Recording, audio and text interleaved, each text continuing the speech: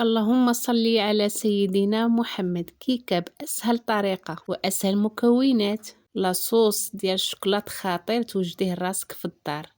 بسم الله. في كاس ديال العصير كنديرو 2 البيضات، كاس لاروب ديال السكر حبيبات مع نص كاس ديال الزيت، رشيشه ديال الملحه ومعلقه كبيره ديال الكونفيتير ديال المشماش. خدمي الخلاط وخلي هادشي تطحن مزيان. في كاسرونه درت كاس ونص ديال الحليب وخليته حتى طاب مزيان، ودرت عليه 2 معالق ديال الزبده وكنبقى نحرك حتى كتذوب هاد الزبده في الحليب. تطحن ليا الخليط غادا نديرو في اناء ونضيف عليه 3 ديال الكيسان ديال الدقيق اللي انا كنت مغربله من قبل، ولكن كنضيفو غير كاس بكاس وكنخلطو. ضفت الكاس الاول وخلطت، وضفت الكاس الثاني وخلطت، وهنا عندي خنيشه ديال الفاني باش نكهو هاد الكيك. كنستمر هكا حتى كيتقل ليا الخليط. في هاد الوقيته كندير 2 معلقات ديال الخل يكونوا كبار كيعطيونا الهشاشه في الكيكه، ومن بعد كنضيف 2 ساشي ديال الخميره د الحلوى الوزن 8 غرام. كنرجع نخلط شويه وعاد كنجيب الحليب اللي ذوبنا فيه الزبده وهو باقي غليان، كنخويه فوق الخليط وكنحرك شويه بشويه حتى كينسجموا المكونات مع بعضياتهم. كنت مغربله 3 ديال الكيسان ديال الدقيق، استعملت غير 2 ونص وخليت نص كاس ديال الدقيق. ملي كنضيفوا الحليب والزبده وكنخلطوا، الا لقيتو باقي خاصنا شويه زدت المعلقه الاولى ونحرك عاوتاني ونزيد المعلقه الثانيه، يعني هذا الخليط ديال الكيكه هز ليا 3 ديال الكيسان.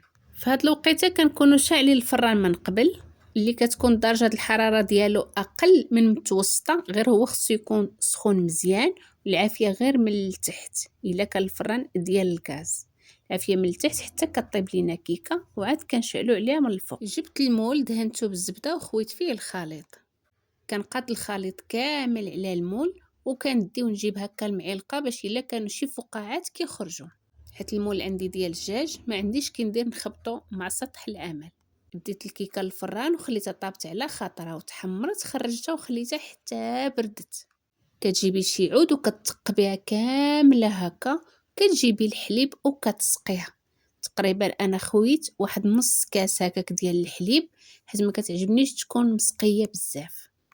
الحليب كيف ما كتخويه راه كتشربو كيكه. دابا غادا نخلي الكيكه على جنب من بعد ما سقيتها، وغادي نمشيو نوجدو لاصوص ديال الشكلاط اللي كيجي بنين. عندي هنا 6 حتى 7 ديال القطع ديال الشكلاط اللي ذوبتهم ودرت عليهم معلقه صغيره ديال الزيت. ولا عندك الحليب كان بها، ما عندكش الحليب تقدري تستعملي غير الماء. ملي كيذوب داك الشكلاط كديري المعلقه الاولى ديال الحليب ولا د الماء وكتخلطي، عاوتاني كديري المعلقه الثانيه وكتخلطي. واخا تشوفي الشكلاط راه طلق الزيت ولا بدا يدير لك القطع ماشي مشكل، غير بقاي تخلطي بالمعلقه راه يرجع يتطلق. ملي كتوصلي للقوام اللي بغيتي كتخويه على كيكه بحال هكا وسرحته بالمعلقه باش الكيكه كامله كتدهن ليا. هو التزيين كيبقى اختياري، ولكن انا مطلوبه مني نديرها هكا. داكشي علاش انا درت ليهم خاطرهم. من بعد ما كنكمل لاصوص كامل على كيكه كنجيب شكلاط اخر وكنحكو هكا من الفوق الكميه اللي بغيتي، ويمكن لك تحكي حتى الشكلاط الابيض ولا ديري هذوك الحبيبات اللي كيكونوا ديال مادلين. مشيت ذوبت شكلاط اخر ودرته في واحد البلاستيكه ودرتو هكا خطوط من الفوق، وتا هو الا بغيتي ديريه بلاصه شكلاط الكحل ديري البيض غادي تا هو يكون زوين. درتها في الثلاجه حتى بردات على خاطرها وقطعتها بهذا الشكل هذا، وجات ما نقولش لك روعه في المذاق وفي الشكل. يمكن تكون كيك يومي، ولكن كيك يومي راقي. نتلاقاو.